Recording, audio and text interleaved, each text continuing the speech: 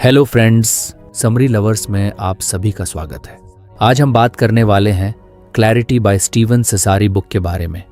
आरव एक 32 साल का आम आदमी जो हमेशा से अपनी लाइफ में कुछ बड़ा करना चाहता था, पर हर बार किसी न किसी कंफ्यूजन में फंस जाता। सुबह की पहली चाय के साथ उसके दिमाग में बस एक ही सवाल घूमता था, आखिर मैं कर क्या रहा हूं अपनी जिंदगी में। उसकी जॉब ठीक ठाक थी, लेकिन वो सेटिस्फैक्शन वाली बात गायब थी। ऊपर से घर की रिस्पॉन्सिबिलिटीज, लोन्स और खुद को प्रूव करने का प्रेशर। उस दिन जब आरव अपनी पुरानी किताबें रीअरेंज कर रहा था, तो एक डस्टी कार्डबोर्ड बॉक्स में उसे एक किताब मिली, clarity, how to get it, how to keep it and how to use it to balance your life by Steven Cesari. उसने ये किताब कब खरीदी थी उसे खुद याद नहीं था। उसने कैजुअली पन्ने पलटने शुरू किए। पहले ही पेज पर बोल्ड लेटर्स में लिखा था, द इम्पॉर्टेंस ऑफ क्लैरिटी। नीचे लिखा था, developing clarity in your life is crucial for making informed decisions and achieving your goals. ये लाइन पढ़ते ही आरव कुछ ठहर गया। शायद ये वही चीज थी जो उसकी लाइफ से मिसिंग थी। उसने चाय का कप उठाया और सोफा पर कंफर्टेबली बैठ गया। उसने किताब का पहला चैप्टर पढ़ना शुरू किया। पहले चैप्टर में बताया गया था कि क्लैरिटी मतलब सिर्फ चीज़ों को देखना या समझना नहीं है। ये समझना है कि आपकी प्रायोरिटीज़ क्या हैं।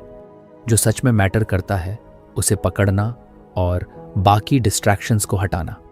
इसमें एक लाइन थी जिसने आरव को सोचने पर मजबूर कर दिया, a clear vision allows you to navigate challenges more effectively. Aarav ने खुद से सवाल किया, मेरी विजन क्या है? What do I truly want from my life? उसे जवाब नहीं पता था, और यही उसकी सबसे बड़ी प्रॉब्लम थी। उसने किताब में आगे पढ़ा कि क्लैरिटी ना सिर्फ आपको सही डिसीजंस लेने में मदद करती है, बल्कि आपकी एनर्जी और टाइम को भी सही जगह इन्वेस्ट करवाती है। आरव को ऐसा लगा जैसे ये किताब उसके लिए ही लिखी गई है। किताब ने उसे एक छोटी सी एक्सरसाइज दी। उसने लिखा, write down the 5 most important things in your life. Aarav ने पेन उठाया और कुछ देर सोचने के बाद लिखा, 1 परिवार, 2 स्वास्थ्य, 3 करियर, 4 आर्थिक स्वतंत्रता, 5 शांति का मन। जब उसने लिखा तो उसे रियलाइज हुआ कि उसकी डेली लाइफ इन 5 प्रायोरिटीज से कंप्लीटली अलग डायरेक्शन में जा रही थी। उसकी फैमिली के लिए टाइम ही नहीं था। हेल्थ का तो पूछो मत, जिम की मेंबरशिप सिर्फ कार्ड तक लिमिटेड थी। करियर में ग्रोथ के बारे में सोचने का टाइम ही नहीं मिलता था। फाइनेंशियल फ्रीडम, बस EMI और बिल्स भरने की जद्दोजहद थी। और पीस ऑफ माइंड तो जैसे किसी लग्जरी आइटम की तरह था, जैसे सबके पास होता है, बस उसके पास नहीं। आरव कुछ नर्वस हुआ, लेकिन अंदर से उसे रिलीफ भी महसूस हुआ। उसे फाइनली ये समझ आ रहा था कि उसकी प्रॉब्लम्स का एक्चुअल रूट क्या है। उसने किताब में पढ़ा कि क्लैरिटी पाने के लिए पहला स्टेप है अपनी डिस्ट्रैक्शंस को आइडेंटिफाई करना। उसने सोचा, मेरी डिस्ट्रैक्शंस क्या हैं? और उसने नोट किया, सोशल मीडिया पर आवर्स वेस्ट करना, दूसरों से कंपैरिजन करना, छोटी छोटी बातों पर ओवरथिंकिंग। किताब ने सजेस्ट किया कि इन डिस्ट्रैक्शंस को हैंडल करने का सबसे अच्छा तरीका है पॉज एंड रिफ्लेक्ट। मतलब हर बार जब भी आप कंफ्यूज्ड फील करें तो बस एक पॉज लें और सोचें कि आप क्यों कर रहे हैं और इसके पीछे क्या पर्पस है। आरव ने डिसाइड किया कि वो अगले 7 दिन तक हर डिसीजन लेने से पहले पॉज करेगा और रिफ्लेक्ट करेगा। उसने किताब बंद की और अपने दिन की शुरुआत की। पहला चैलेंज उसे उसी दिन शाम को मिला। उसका कॉलेज का दोस्त आकाश उसे कॉल करके कहता है, चलो यार, वीकेंड पर गोवा चलते हैं। आरव पहले एक्साइटेड हुआ, लेकिन फिर उसे याद आया, पॉज एंड रिफ्लेक्ट। उसने खुद से पूछा, क्या ये ट्रिप मेरी प्रायोरिटीज में से किसी को फुलफिल कर रहा है? और उसे समझ आया कि फिलहाल उसका गोल फाइनेंशियल फ्रीडम है। गोवा ट्रिप सिर्फ उसकी सेविंग्स में डेंट डालेगा। उसने पोलाइटली मना कर दिया। आकाश ने कुछ मजाक उड़ाया, यार तू बोरिंग हो गया है। लेकिन आरव को सरप्राइजिंगली कोई फर्क नहीं पड़ा। उसने पहली बार अपने डिसीजन में क्लैरिटी महसूस की। अगले दिन ऑफिस में एक और इंटरेस्टिंग चीज हुई। उसका बॉस एक नया प्रोजेक्ट असाइन करना चाहता था, जिसमें ओवरटाइम लगना तय था। आरव पहले तो हाँ बोलने ही वाला था, लेकिन फिर उसने पॉज किया और रिफ्लेक्ट किया। उसने सोचा, अगर मैं ये प्रोजेक्ट लेता हूं तो मेरी हेल्थ और फैमिली टाइम का क्या होगा? उसने रिस्पेक्टफुली मना कर दिया। उसकी क्लैरिटी धीरे धीरे उसकी लाइफ के हर एस्पेक्ट में दिखने लगी। वो अब चीज़ों को सिर्फ सुपरफिशियली नहीं देखता था, वो उनके पीछे के वाई को समझने की कोशिश करता। आरव ने अब एक स्मॉल नोटबुक कैरी करना शुरू कर दिया था, जिसमें वो हर दिन के एंड पर 3 चीजें लिखता। 1, क्या आज मैंने अपनी प्रायोरिटीज को फोकस किया? दूसरी, कौन सी चीजें मुझे डिस्ट्रैक्ट कर रही थी? तीसरा, क्या मैंने क्लैरिटी के साथ डिसीजंस ली? धीरे धीरे उसकी जिंदगी में चेंजेस दिखने लगे। उसका स्ट्रेस लेवल कम हो रहा था, वो ज्यादा कॉन्फिडेंट फील करता। उसने सोचा, अगर सिर्फ क्लैरिटी के पहले लेसन ने मेरी लाइफ में इतना फर्क डाला है, तो आगे के लेसन्स क्या क्या रिवील करेंगे। किताब का पहला चैप्टर खत्म करने के बाद उसने अगले चैप्टर की तरफ बढ़ना चाहा, लेकिन तभी दरवाजा खटखटाने की आवाज आई। उसका 6 साल का बेटा आरव को अपनी ड्राइंग दिखाने के लिए दौड़ता हुआ आया। उसने कहा, पापा देखो मैंने आपका स्केच बनाया। आरव को अचानक, अगर आपको हमारी फ्री समरी अच्छी लगती है तो आप हमारे चैनल को सब्सक्राइब कर सकते हैं, हमारी मेंबरशिप खरीद सकते हैं या हमें यूपीआई के थ्रू सपोर्ट कर सकते हैं। अब समरी पर वापस चलते हैं। उन चीज़ों को देखना जो हमारे सामने होती हैं, लेकिन हम अक्सर इग्नोर कर देते हैं। उसने अपने बेटे को गोद में उठाया और उसके साथ पूरी ड्राइंग देखी। आरव ने सोचा, शायद यही क्लैरिटी है, अपनी प्रायोरिटीज को सिर्फ लिखना नहीं बल्कि उन्हें फील करना। उसने ठान लिया कि वो अगले वीकेंड अपने बेटे और पत्नी के साथ टाइम बिताएगा। कहानी यहां खत्म नहीं हुई। आरव के अंदर एक नई जर्नी शुरू हो चुकी थी, अपने गोल्स और प्रायोरिटीज को रीडिफाइन करने की। उसने किताब का अगला चैप्टर पढ़ना शुरू किया, लेकिन उसके मन में एक सवाल था, क्या मेरी क्लैरिटी दूसरों के साथ शेयर करने से और भी मजबूत हो सकती है? आरव ने जब किताब का अगला चैप्टर शुरू किया तो उसमें बोल्ड लेटर्स में लिखा था, लाइव विद इंटेंशनैलिटी। नीचे की लाइंस ने उसका ध्यान खींच लिया। जीवन के उद्देश्य के साथ रहना मतलब अपने विकल्पों के बारे में सक्रिय होना नहीं, प्रतिक्रियाशील होना। Clear intentions align your daily activities with your long term goals. उसने किताब को बंद किया और कुछ देर के लिए अपनी आंखें बंद कर लीं। उसे पिछले 1 हफ्ते में हुए बदलाव याद आए। क्लैरिटी के पहले लेसन ने उसे सिखाया था कि प्रायोरिटीज को पहचानना कितना जरूरी है, लेकिन अब सवाल यह था कि उन प्रायोरिटीज को अचीव कैसे किया जाए। यही सवाल उसके मन में था जब उसने चैप्टर पढ़ना शुरू किया। इस लेसन की शुरुआत एक छोटे से एनेक्डोट से हुई। एक आदमी जो हर दिन बिना सोचे समझे डिसीजंस लेता था, कभी किसी चीज में सफल नहीं हो पाता था। लेकिन जब उसने अपनी लाइफ को इंटेंशनैलिटी के साथ जीना शुरू किया, पर्पस के साथ हर डिसीजन थॉटफुली लिया, तो उसकी पूरी जिंदगी बदल गई। आरव ने खुद से सोचा, क्या मैं भी ऐसा कर सकता हूं? मैं अपनी लाइफ को रिएक्ट करने के बजाय इंटेंशनली लिव कर सकता हूं। किताब ने पहला स्टेप सजेस्ट किया, डिफाइन योर इंटेंशंस क्लियरली। मतलब अपने दिन की शुरुआत ये सोचकर करो कि आज का फोकस क्या होना चाहिए। आरव ने उस दिन सुबह सुबह अपनी नोटबुक में लिखा, 1, आज परिवार के साथ डिनर जरूर करूंगा। 2, अपने पेंडिंग फाइनेंशियल गोल्स को रिव्यू करूंगा। 3, सोशल मीडिया पर सिर्फ 15 मिनट बिताऊंगा। आरव ने महसूस किया कि जब उसने ये 3 सिंपल इंटेंशन सेट की तो उसे ऐसा लगा जैसे उसके पास एक रोड मैप है। वो अब रैंडमली चीजों को नहीं कर रहा था। उसका पहला टेस्ट सुबह ही हो गया। उसकी वाइफ नंदिनी ने कहा, आज रात डिनर पर जल्दी आना, कब से हमने साथ नहीं खाया है। आरव ने तुरंत कहा, पक्का। लेकिन ऑफिस में उसके बॉस ने अचानक एक अर्जेंट मीटिंग रख दी जो देर शाम तक खींचने वाली थी। आरव के पास चॉइस थी, वो रिएक्ट कर सकता था, मीटिंग अटेंड कर ले और फैमिली डिनर स्किप कर दे, या फिर इंटेंशनली अपनी प्रायोरिटी को चूज कर सकता था। उसने पॉज किया और रिफ्लेक्ट किया। उसे याद आया कि उसने सुबह इंटेंशन सेट किया था कि डिनर फैमिली के साथ करना है। उसने अपने बॉस से पोलाइटली रिक्वेस्ट किया कि क्या मीटिंग अगले दिन रखी जा सकती है। शायद लक ने भी उसका साथ दिया। बॉस ने कहा, okay, we can move it to tomorrow morning. Aarav ने महसूस किया कि अगर उसने इंटेंशनली अपनी प्रायोरिटी को नहीं चुना होता तो वो शायद रिएक्ट करके फैमिली डिनर को मिस कर देता। शाम को जब वो टेबल पर बैठा तो नंदिनी ने कहा, थैंक यू आरव, ये बहुत मायने रखता है। और उनके बेटे ने खुशी से बताया कि उसने स्कूल में नए दोस्त बनाए। आरव ने रियलाइज किया कि इंटेंशनल लिविंग का मतलब सिर्फ बड़े गोल्स को अचीव करना नहीं है, बल्कि छोटे छोटे मोमेंट्स को भी वैल्यू देना है। किताब का दूसरा स्टेप था बी प्रोएक्टिव नॉट रिएक्टिव। इसका मतलब था कि अपनी लाइफ को ऑटो पायलट मोड पर ना छोड़ो।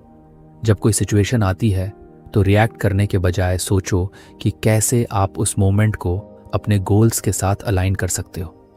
अगले दिन ऑफिस में आरव का एक और टेस्ट हुआ। उसके कोलीग समीर ने सडनली छुट्टी ले ली और उसका वर्कलोड आरव के ऊपर आ गया। पहले आरव इरिटेट हो जाता, कंप्लेन करता, लेकिन इस बार उसने इंटेंशनली सोचा, क्या यह सिचुएशन मेरे करियर गोल्स के साथ अलाइन होती है? आरव ने रियलाइज किया कि यह एक मौका है खुद को प्रूव करने का। उसने काम एक्सेप्ट किया, लेकिन साथ ही अपने मैनेजर से क्लियर कर दिया कि वो इसे एफिशिएंटली हैंडल करने के लिए कुछ एक्स्ट्रा रिसोर्सेज चाहता है। मैनेजर इंप्रेस्ड हुआ और अगले महीने की परफॉर्मेंस रिव्यू में आरव की तारीफ हुई। किताब ने सजेस्ट किया था कि इंटेंशनैलिटी का तीसरा स्टेप है break your long term goals into daily actions. Aarav ने डिसाइड किया कि वो अपने फाइनेंशियल फ्रीडम गोल पर काम करेगा। उसने अपने मंथली एक्सपेंसेस को एनालाइज करना शुरू किया। उसने देखा कि अननेसेसरी सब्सक्रिप्शंस और इम्पल्सिव ऑनलाइन शॉपिंग उसकी सेविंग्स को खा रहे थे।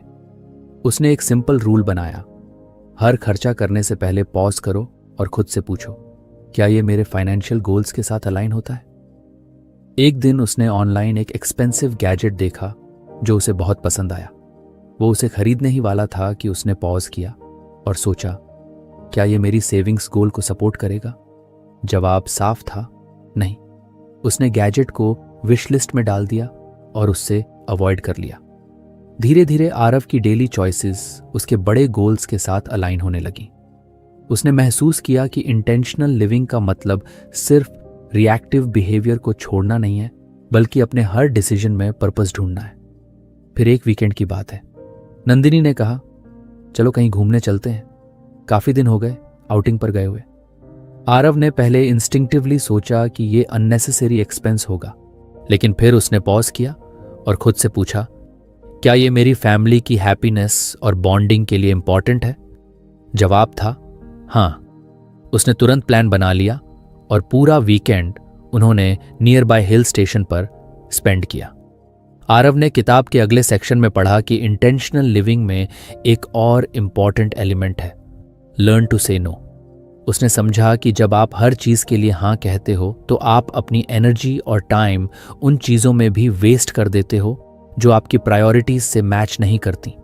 अब जब भी कोई उसे किसी ऐसे काम के लिए इनवाइट करता जो उसकी प्रायोरिटीज से मैच नहीं करता, तो वो पोलाइटली मना कर देता। उसने महसूस किया कि हर नो उसे उसकी प्रायोरिटीज के लिए और ज्यादा स्पेस देता है। एक दिन उसके पुराने दोस्त रजत ने उसे कॉल किया और कहा, यार मेरी पार्टी में जरूर आना, सब पुराने दोस्त आ रहे हैं। आरव ने पहले सोचा कि जाना चाहिए, लेकिन फिर उसने पॉज किया और सोचा, क्या ये मेरे गोल्स के साथ अलाइन होता है? उसने रियलाइज किया कि वो उस वक्त अपनी हेल्थ पर फोकस करना चाहता है और देर रात की पार्टी उसके लिए सही नहीं थी। उसने रजत को मना कर दिया। रजत ने कुछ नाराजगी जताई, लेकिन आरव को अंदर से गिल्ट नहीं हुआ। आरव की लाइफ अब इंटेंशनैलिटी की तरफ बढ़ रही थी। उसने अपने डिसीजंस में क्लैरिटी महसूस की। वो अब हर दिन का पर्पस डिफाइन करता और अपनी डेली एक्टिविटीज को उसी के अकॉर्डिंग प्लान करता। लेकिन एक दिन उसने किताब में पढ़ा, intentional living doesn't mean being rigid, it means being flexible with purpose. उसने सोचा, मैं क्या कभी ऐसा कर पाऊंगा, रिजिड ना होकर भी पर्पसफुल रहूं? अगले दिन ऑफिस में एक नई सिचुएशन ने उसे इस पर सोचने का मौका दिया। उसका मैनेजर अचानक आया और कहा, we need to change the project timeline, can you adjust? पहले आरव इरिटेट होता, लेकिन अब उसने पॉज किया और सोचा, क्या यह फ्लेक्सिबिलिटी मेरे करियर गोल्स के लिए जरूरी है? उसने खुद को समझाया कि कभी कभी इंटेंशनैलिटी का मतलब कॉम्प्रोमाइज भी होता है, अगर वो कॉम्प्रोमाइज आपके बिगर पिक्चर को सपोर्ट करता है। आरव ने किताब के इस लेसन से एक और बड़ी बात सीखी, इंटेंशनैलिटी कोई वन टाइम प्रोसेस नहीं है। ये हर दिन, हर मोमेंट, हर डिसीजन में प्रैक्टिस करनी पड़ती है। उसने अपने नोटबुक के लास्ट पेज पर एक चीज लिखी, live each day with purpose so that when you look back you don't regret how you spent your time. Aarav अब क्यूरियस था कि किताब के अगले लेसन में उसे क्या सिखाया जाएगा।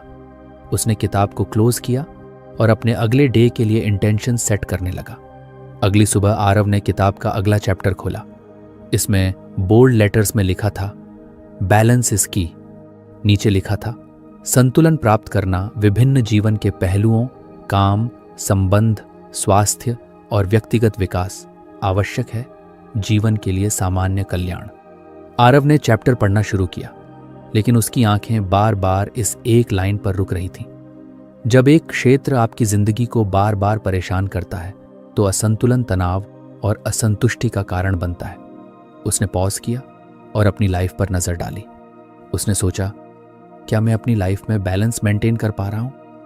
जवाब उसके सामने साफ था, नहीं। ऑफिस की डेडलाइंस इतनी हैवी थीं कि वो कई बार फैमिली टाइम मिस कर देता। हेल्थ तो जैसे उसकी प्रायोरिटी लिस्ट से गायब हो चुकी थी। पर्सनल ग्रोथ, बस संडे को कोई रैंडम यूट्यूब वीडियो देख लेना। रिलेशनशिप्स, हफ्तों बीत जाते थे दोस्तों या रिलेटिव्स से बात किए बिना। किताब ने एक छोटी सी कहानी बताई थी, एक आदमी जो अपने करियर में इतना खो गया कि उसने अपनी हेल्थ और रिलेशनशिप्स को कंप्लीटली इग्नोर कर दिया। उसने बहुत पैसा कमाया, प्रमोशंस पाए, लेकिन जब उसे पीछे मुड़कर देखने का मौका मिला तो उसके पास खुशी के बजाय रिग्रेट्स थे। ये पढ़ते ही आरव का दिल कुछ भारी हो गया।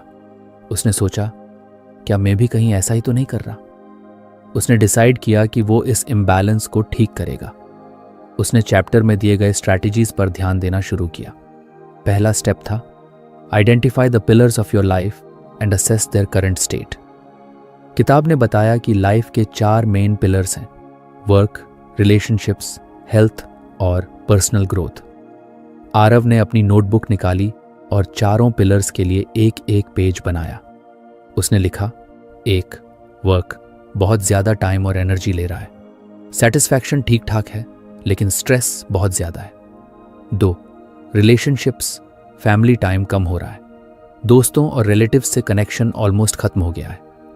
3, हेल्थ, निग्लेक्टेड, जिम की मेंबरशिप सिर्फ कार्ड तक सीमित है, डाइट कंप्लीटली अनहेल्थी है। 4, पर्सनल ग्रोथ, स्पोरैडिक, कभी कभी किताबें पढ़ लेता हूं लेकिन कोई कंसिस्टेंट एफर्ट नहीं है। जब उसने इन चारों पिलर्स को देखा तो उसे रियलाइज हुआ कि उसकी सारी एनर्जी सिर्फ वर्क में जा रही है और बाकी तीनों एरियाज सफर कर रहे हैं। किताब ने सजेस्ट किया कि बैलेंस लाने का पहला स्टेप है, set boundaries for each area. Aarav ने सोचा, बाउंड्रीज का मतलब क्या है? किताब ने समझाया कि बाउंड्रीज का मतलब है हर एस्पेक्ट के लिए डेडिकेटेड टाइम और स्पेस रखना। उसने डिसाइड किया कि वो हर दिन शाम 7 बजे के बाद ऑफिस का काम नहीं करेगा। हर वीकेंड फैमिली के साथ आउटिंग या कोई एक्टिविटी करेगा। रोज सुबह 30 मिनट एक्सरसाइज के लिए रखेगा। हर हफ्ते एक नई स्किल या किताब पर काम करेगा। आरव को पहले ये सब अनरियलिस्टिक लगा, तो इम्बैलेंस बना ही रहेगा। अगले दिन उसने अपनी बाउंड्रीज इंप्लीमेंट करनी शुरू की। पहला चैलेंज ऑफिस में आया। एक अर्जेंट ईमेल शाम 7:15 पर आया। पहले आरव उसे तुरंत रिप्लाई करता, लेकिन इस बार उसने पॉज किया और सोचा, क्या ये मेरे सेट बाउंड्रीज को तोड़ रहा है? उसने ईमेल को अगली सुबह तक छोड़ दिया। शुरुआत में कुछ गिल्ट महसूस हुआ, लेकिन जब उसने देखा कि सुबह भी ईमेल हैंडल किया जा सकता था तो उसे समझ आया कि हर अर्जेंट चीज पर रिएक्ट करना जरूरी नहीं होता। दूसरा स्टेप था, learn to prioritise without guilt. किताब ने बताया कि बैलेंस का मतलब ये नहीं है कि हर चीज को बराबर समय दिया जाए। इसका मतलब है कि हर चीज को उतना समय दिया जाए जितना वो डिजर्व करती है। आरव ने यह स्ट्रैटेजी रिलेशनशिप्स पर अप्लाई की। उसकी वाइफ नंदिनी अक्सर कंप्लेन करती थी कि वो फैमिली के लिए टाइम नहीं निकालता। इस बार उसने इंटेंशनली संडे को पूरा दिन फैमिली के लिए रखा। उन्होंने एक फन पिकनिक प्लान की। जब आरव पिकनिक पर था तो एक दोस्त का कॉल आया जो उसे कैजुअली बाहर मिलने बुला रहा था। पहले आरव हाँ कह देता, लेकिन इस बार उसने मना कर दिया। उसने गिल्ट फील नहीं किया क्योंकि उसने रियलाइज किया कि उसकी करंट प्रायोरिटी उसकी फैमिली है। किताब का तीसरा स्टेप था, take care of yourself first. इसमें लिखा था, आप एक खाली कप से नहीं भर सकते। मतलब अगर आप खुद की हेल्थ और वेल बीइंग का ध्यान नहीं रखोगे तो बाकी एस्पेक्ट्स पर भी इम्पैक्ट पड़ेगा। आरव को ये पढ़कर अपना नेग्लेक्टेड हेल्थ रूटीन याद आया। उसने डिसाइड किया कि वो अपनी हेल्थ को फिक्स करेगा। उसने जिम मेंबरशिप रिन्यू की और डेली मॉर्निंग वॉक शुरू किया। पहले दिन जब वो वॉक पर गया तो उसे लगा कि ये टाइम वेस्ट है, लेकिन तीसरे दिन उसे रियलाइज हुआ कि सुबह का 30 मिनट का ये समय उसे मेंटली फ्रेश और फिजिकली एक्टिव महसूस करा रहा था। उसने अपनी डाइट पर भी ध्यान देना शुरू किया। धीरे धीरे उसने महसूस किया कि जब उसकी हेल्थ इंप्रूव हो रही थी तो उसका वर्क परफॉर्मेंस और मूड भी बेटर हो रहा था। वो घर पर भी ज्यादा एनर्जेटिक और हैप्पी रहता। किताब का चौथा स्टेप था रेगुलरली इवैल्यूएट एंड एडजस्ट। इसमें लिखा था कि बैलेंस कोई एक बार की प्रक्रिया नहीं है। लाइफ हमेशा बदल रही है और आपको अपने अप्रोच को समय के साथ एडजस्ट करना होगा। 1 महीने बाद आरव ने अपनी नोटबुक निकाली और चारों स्तंभों को दोबारा मूल्यांकन किया। उसने देखा, 1, काम, सीमाएं बनाए रखने के बाद तनाव कम हुआ है, उत्पादकता बढ़ी है। 2, रिलेशनशिप्स, फैमिली और फ्रेंड्स के साथ कनेक्शन बेटर हुआ है। 3, हेल्थ, वेट कुछ कम हुआ है, एनर्जी लेवल्स बेहतर हैं। 4, पर्सनल ग्रोथ, उसने 2 नई किताबें पढ़ी हैं और 1 ऑनलाइन कोर्स शुरू किया है। हालांकि उसने प्रगति महसूस की, लेकिन उसे ये भी रियलाइज हुआ कि कुछ वीकेंड्स पर वो फैमिली को टाइम नहीं दे पाया क्योंकि ऑफिस वर्क स्पिल ओवर हो गया था। उसने डिसाइड किया कि वो अगले महीने इस पर और ज्यादा फोकस करेगा। आरव की जिंदगी अब धीरे धीरे बैलेंस्ड होती जा रही थी। उसने किताब के इस लेसन से सीखा कि बैलेंस कोई फाइनल डेस्टिनेशन नहीं है, ये एक ऑनगोइंग प्रोसेस है जिसे रोज प्रैक्टिस करना होता है। उसने खुद से वादा किया कि वो हर महीने अपनी लाइफ का बैलेंस इवैल्यूएट करेगा। उसने किताब को बंद किया और सोचा अगले चैप्टर में कौन सा नया लेसन मिलेगा। आरव ने अगली सुबह अपनी किताब खोली और नए चैप्टर का टाइटल पढ़ा, जंक से छुटकारा पाएं। इस लेसन की पहली ही लाइन ने उसे सोचने पर मजबूर कर दिया। To gain clarity and achieve your goals you must eliminate the junk that holds you back, be it physical, mental और इमोशनल क्लटर। आरव ने खुद से पूछा, मेरी लाइफ में ऐसा क्या जंक है जो मुझे रोक रहा है? उसे पहले तो कुछ समझ नहीं आया, लेकिन जैसे जैसे उसने चैप्टर पढ़ा उसकी आंखें खुलने लगी। किताब में एक छोटा सा एक्सरसाइज बताया गया था। एक पीस ऑफ पेपर लो और उसमें 3 कॉलम्स बनाओ। 1, शारीरिक गंदगी 2, मानसिक गंदगी 3, भावनात्मक गंदगी। आरव ने नोटबुक निकाली और लिखना शुरू किया। शारीरिक गंदगी, पुराने कपड़े जो सालों से अलमारी में रखे हैं, वो गैजेट्स जो खराब हैं लेकिन फेंकने का कभी सोचा नहीं, डेस्क पर पड़ी फाइलें और रैंडम नोट्स जिनका अब कोई काम नहीं। मेंटल क्लटर, ऑफिस के छोटे छोटे पेंडिंग टास्क्स का स्ट्रेस, वो कभी ना खत्म होने वाली to do list, social media का ओवरयूज।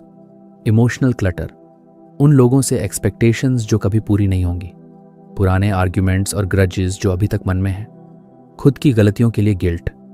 जब उसने ये सब लिखा तो उसे अपनी लाइफ की कैओस समझ में आई। किताब में लिखा था कि क्लैरिटी पाने के लिए सबसे पहले आपको इस जंक से छुटकारा पाना होगा। आरव ने डिसाइड किया कि वो सबसे पहले फिजिकल क्लटर पर काम करेगा। किताब में लिखा था, your physical environment reflects your mental state. उसने अपनी अलमारी खोली और देखा कि उसमें कई ऐसे कपड़े थे जो उसने सालों से नहीं पहने थे। उसने खुद से पूछा, क्या मैं इन्हें दोबारा पहनने वाला हूं? जवाब साफ था, नहीं। उसने तुरंत 3 पाइल्स बनाई। 1, कीप, वो कपड़े जो अभी भी यूजेबल थे। 2, डोनेट, वो जो किसी और के काम आ सकते थे। 3, थ्रो, वो जो पूरी तरह खराब हो चुके थे। ये प्रोसेस सरप्राइजिंग था। उसने सबको क्लियर किया और सिर्फ वो चीजें रखीं जो एक्चुअली यूजफुल थीं। डेस्क साफ होते ही उसे महसूस हुआ कि उसका माइंड भी कुछ ऑर्गेनाइज्ड लग रहा है। अगले दिन उसने मेंटल क्लटर पर काम करने का फैसला किया। उसने किताब में पढ़ा कि मेंटल क्लटर अक्सर अनऑर्गेनाइज्ड टास्क्स और डिस्ट्रैक्शंस की वजह से होता है। इसका सबसे बड़ा कल्प्रिट था उसकी endless to do list. Aarav ने अपनी टू डू लिस्ट पर ध्यान दिया। उसमें छोटे छोटे ऐसे टास्क्स थे जो वो कभी कंप्लीट नहीं करता, लेकिन फिर भी लिस्ट में बने रहते थे। उसने डिसाइड किया कि या तो वो उन टास्क्स को कंप्लीट करेगा या परमानेंटली रिमूव। उसने लिस्ट के हर आइटम को देखा और खुद से पूछा, क्या ये वास्तव में इंपॉर्टेंट है? जो चीज़ ज़रूरी नहीं थी उसे उसने क्रॉस कर दिया। उसने प्रायोरिटाइज करना शुरू किया और हर दिन सिर्फ 3 इंपॉर्टेंट टास्क्स पर फोकस करने का रूल बनाया। मेंटल क्लटर का दूसरा बड़ा सोर्स था सोशल मीडिया। आरव ने रियलाइज किया कि वो दिन में कई घंटे बस स्क्रोलिंग में बर्बाद कर देता है। किताब ने सजेस्ट किया था कि आप अपने फोन यूजेस को मॉनिटर करो और अनावश्यक डिस्ट्रैक्शंस को रिड्यूस करो। आरव ने अपने फोन से सोशल मीडिया ऐप्स के नोटिफिकेशंस ऑफ कर दिए। उसने एक रूल बनाया कि वो सिर्फ दिन में 2 बार सोशल मीडिया चेक करेगा। पहले कुछ दिन मुश्किल थे, बार बार उसका मन करता कि वो फोन उठाए और ऐप्स खोलकर देखे, लेकिन धीरे धीरे उसने महसूस किया कि सोशल मीडिया से दूरी बनाने पर उसके पास ज्यादा टाइम और मेंटल पीस थी। अब बारी थी इमोशनल क्लटर की। यह सबसे चैलेंजिंग पार्ट था। किताब में लिखा था, इमोशनल क्लटर वो बैगेज है जो आपको आगे बढ़ने से रोकता है। आरव ने खुद से पूछा, मेरे लाइफ में कौन से अनरिजॉल्व्ड इमोशंस हैं? उसे कुछ चीजें याद आईं। उसके चाइल्डहुड फ्रेंड रजत से हुई एक लड़ाई, जिसके बाद से उन्होंने बात नहीं की।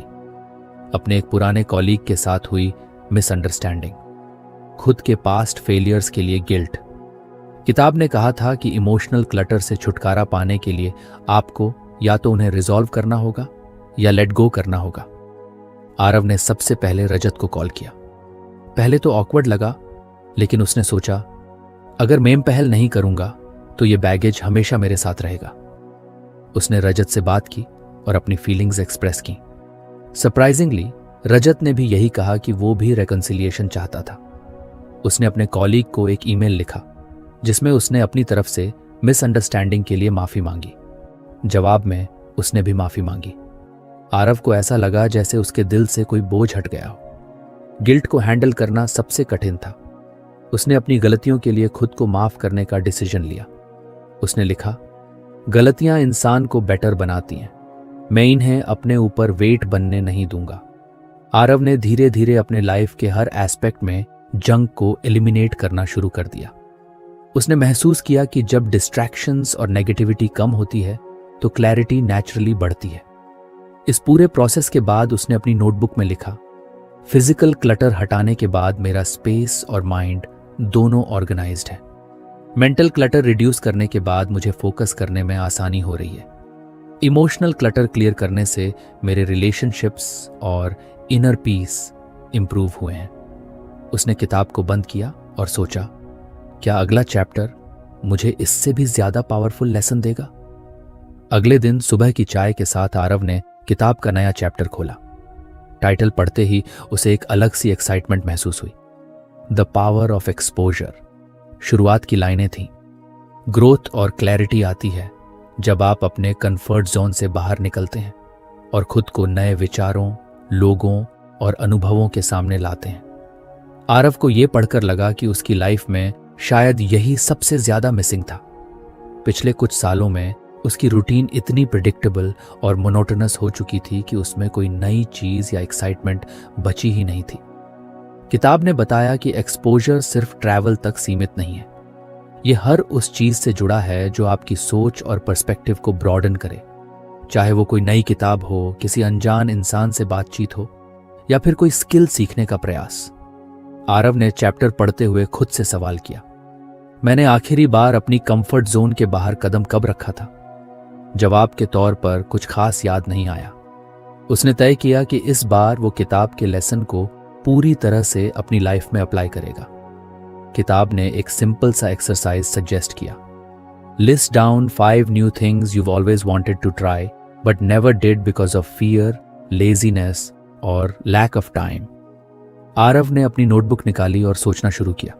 उसने लिखा, 1 किसी न्यू स्किल को सीखना जैसे गिटार बजाना। 2 एक सोलो ट्रिप पर जाना। 3 किसी ऐसे इंसान से बात करना जिससे मैं हमेशा अवॉइड करता रहा हूं। 4 किसी कंप्लीटली डिफरेंट कल्चर को एक्सप्लोर करना। 5 वॉलंटियरिंग के जरिए किसी मीनिंगफुल कॉज में कंट्रीब्यूट करना।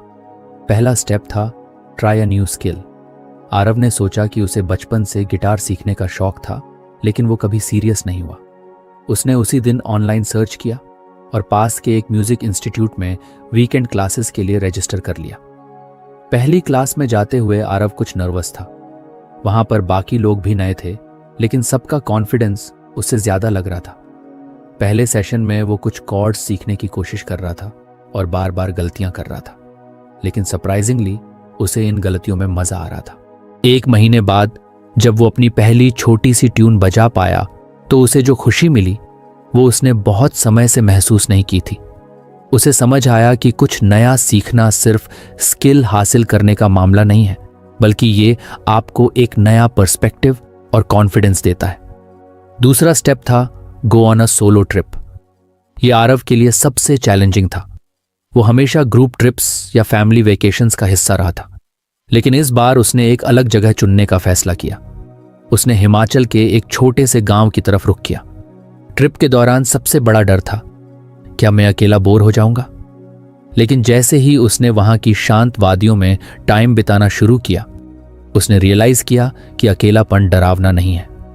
उसने वहां नए लोगों से बातें की, एक लोकल टी सेलर, एक आर्टिस्ट जो पहाड़ों में अपने आर्ट के लिए इंस्पिरेशन ढूंढ रहा था, और एक सोलो ट्रैवलर जो अपनी लाइफ की कहानियां शेयर कर रहा था।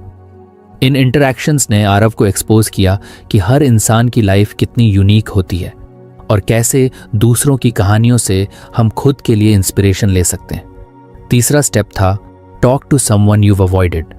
आरव ने सोचा कि उसकी ऑफिस की एक कॉलीग थी, निहारिका, जिससे उसकी कभी जमती नहीं थी। वो दोनों हमेशा फॉर्मल बातें करते और आरव उसे कुछ रूड और ईगोइस्टिक समझता था। किताब में लिखा था, Sometimes your assumptions about people block you from forming meaningful connections. Aarav ने तय किया कि वो इंटेंशनली निहारिका से बातचीत की कोशिश करेगा। लंच ब्रेक में उसने कैजुअली निहारिका के पास बैठकर बात शुरू की। शुरू में ऑकवर्ड था, लेकिन धीरे धीरे उसने महसूस किया कि निहारिका का रूड एटीट्यूड दरअसल उसकी रिजर्व्ड नेचर का हिस्सा था। उसने निहारिका से उसकी हॉबीज और इंटरेस्ट्स के बारे में पूछा, और सरप्राइजिंगली उन्होंने कई चीजों में कॉमन पाया। उस एक बातचीत के बाद निहारिका से उसकी प्रोफेशनल रिलेशनशिप काफी बेहतर हो गई। आरव ने सीखा कि कभी कभी एक्सपोजर सिर्फ अलग एक्सपीरियंसेस से नहीं, बल्कि लोगों से ओपन माइंडेड होकर जुड़ने से भी आता है। चौथा स्टेप था एक्सप्लोर अ डिफरेंट कल्चर।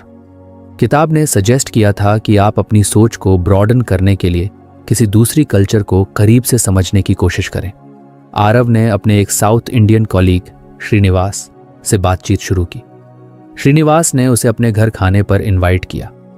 वहां आरव ने पहली बार ऑथेंटिक साउथ इंडियन फूड खाया और उनके त्योहार ओनाम के बारे में सुना।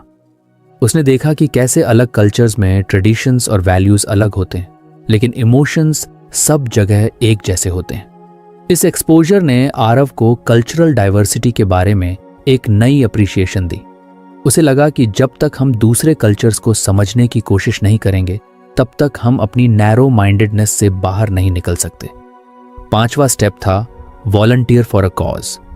आरव ने डिसाइड किया कि वो वीकेंड्स पर किसी मीनिंगफुल कॉज के लिए कंट्रीब्यूट करेगा।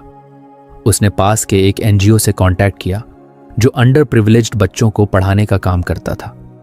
पहले दिन वो कुछ नर्वस था। उसे लगा कि वो बच्चों को कुछ सिखा नहीं पाएगा, लेकिन जब उसने बच्चों के साथ बातचीत शुरू की तो उसने महसूस किया कि वो भी उनसे बहुत कुछ सीख सकता है। एक बच्चे ने उसे पूछा, भैया आपने कभी बड़ा सपना देखा है? इस सवाल ने आरव को अंदर तक झकझोर दिया। उसने रियलाइज किया कि सपनों की बात सिर्फ बड़े सिटीज या प्रिविलेज्ड लोगों तक सीमित नहीं है। इन बच्चों के छोटे छोटे सपने भी उतने ही बड़े और खूबसूरत थे। इस एक्सपीरियंस ने आरव को ग्रैटिट्यूड और ह्यूमिलिटी सिखाई। उसे समझ आया कि ग्रोथ सिर्फ प्रोफेशनल अचीवमेंट्स तक सीमित नहीं है।